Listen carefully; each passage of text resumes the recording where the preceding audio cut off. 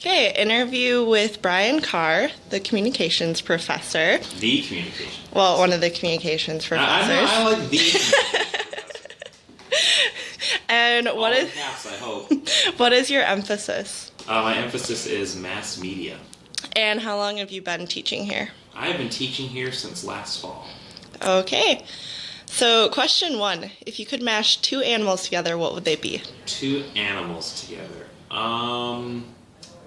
It would probably be something like a red panda and a beagle, because that would be, I'm pretty sure that's like a weaponized level of cute and adorable and fuzzy.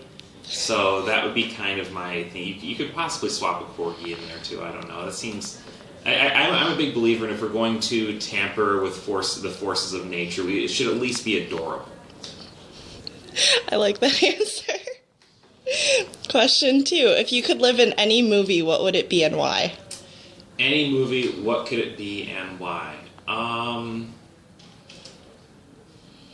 The thing is, I probably, it's not even like my favorite movie, or honestly a movie I like all that much, but probably The Matrix, because I'd like the ability to have powers, but I wouldn't use them to be really good at martial arts or save the world or something like that.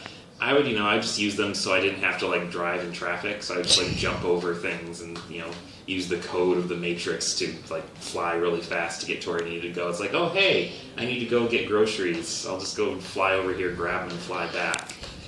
You don't even need to waste gas. I would abuse, if I were in the Matrix, I would abuse all of those powers all of the time, but not for any productive ends. Question number 3. What was your favorite Halloween costume that you wore growing up? My favorite one, I don't remember how old I was when I did this, but I had the Darth Vader, my dad got me a Darth Vader mask and a cape, but not like a Darth Vader cape, like a Dracula cape. And I had a suit and a briefcase, so I just went as Darth Lawyer. It's really the only one I can think of offhand. That's creative. That was pretty good. I'm not even sure I wore the cape with that one. I think that might have been a different year, but I did do Darth Lawyer. That was a thing I did. And what was the craziest thing you've ever received while trick-or-treating? I don't really have a good answer for that. I could make one up. What's the craziest thing you've heard someone have gotten? I don't have an answer for that one either. Let's just say that maybe hypothetically somebody gets, the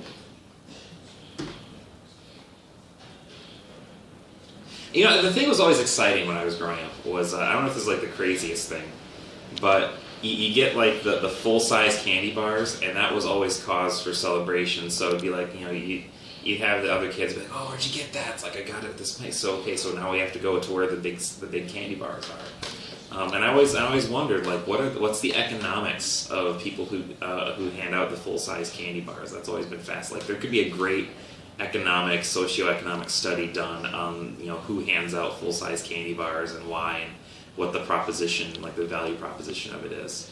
My grandma one time handed out McDonald's toys. Oh, that's pretty good. Yeah, that's not bad. I like that. I gave they had codes for the Plants vs. Zombies game on PC one year, and so I just printed off a bunch of those and just gave them to kids when they came by my door. Getting kids into video games. That's part of what I do. If you could only wear one color for the rest of your life, what would it be? Probably blue or purple. I'm wearing a blue sweater right now. So, I have a fun. Gotta show it off. But yeah, I've also come to enjoy purple as I grow older. And question number 6. Do you know the nickname for the Starbucks pumpkin spice latte?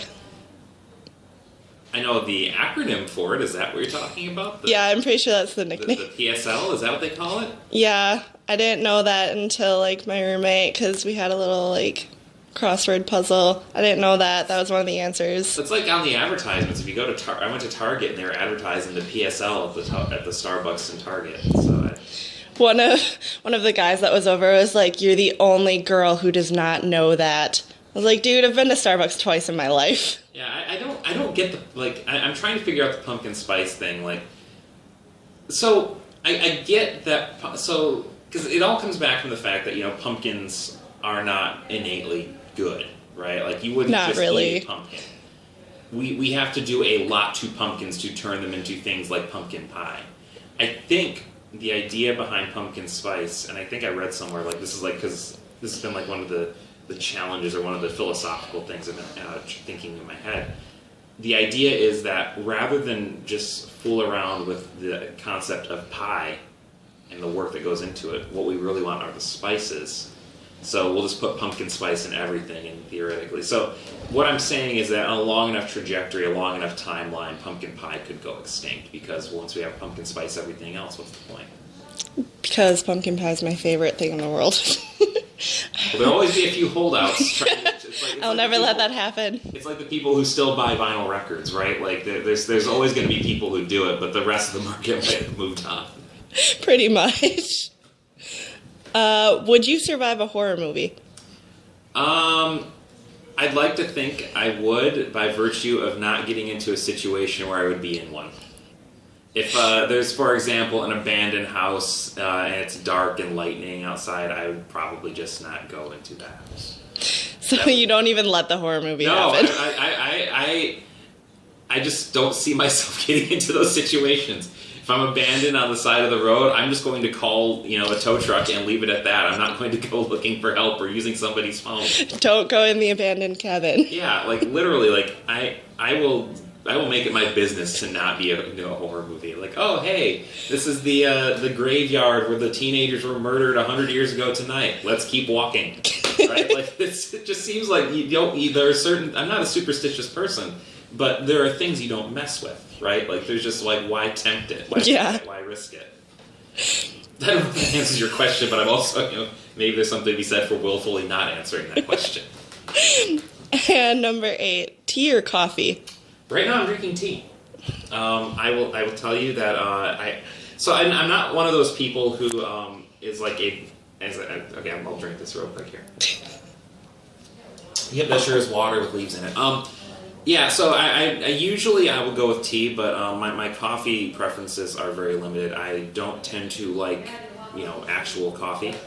I think it's gross. Yeah. It's like some Starbucks stuff I like, but honestly, this is going to sound so lame. I think the best people, or the best place to get coffee, if you're going to get the cappuccino type stuff, is you go to the gas station. It's always cheaper and it always tastes better. Yeah. It's probably not natural and all, it's probably going to kill you, but it tastes better than what Starbucks does. So Starbucks is pure sugar. Yeah, but I don't have a problem with pure sugar. It's just it still has that coffee taste to it. Oh. So I don't know. I guess generally tea, but I'll drink a cappuccino now and then if it comes from the right place. Just anything that's not pure coffee. Yeah. I'm not. People are like, I'm going to take my coffee black, no cream, no sugar. It's like you're a crazy person. That's me. Well, you're a crazy person. Thank you.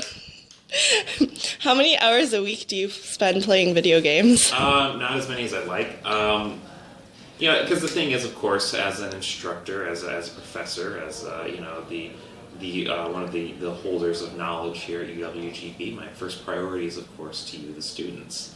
And so I don't get a whole lot of time to do that. Having said that, probably, I'd say less than 10 hours a week. And how many hours a week would you like to spend playing video games? Sometimes probably less than 10. Sometimes not at all. But there are certain times, I have games on my shelf that I haven't opened yet. And I'll sit at my desk sometimes while I'm grading papers and think, it sure would be fun to be playing Bayonetta right now or something like that. But work comes first. I need to set an example for you students so that you all become self-actualized, wonderful adults. And if that means I don't get to play Mario, I guess that'll be it. And last question. If you were being chased by werewolves, the object to your left is your only weapon, what would it be? Well, let's see. It depends what kind of werewolves we're talking about. I'm going to guess the object to my left is your tea. Right now, the one I'm holding? Yeah. Oh, this isn't going to help me at all. I was going to say, in an optimal situation, if I knew there were werewolves present, I get a tennis ball or a steak or something like that and just throw it and distract them. But well, technically, the object to your left is your tea, so you can always burn them. Well, yeah, but that's if it's... Yeah, it's still hot. It could work. But it would only be a temporary solution, so I don't know. I guess I just become a werewolf. Nothing wrong with that. No, there's worse things. It'd be better than being a mummy or something.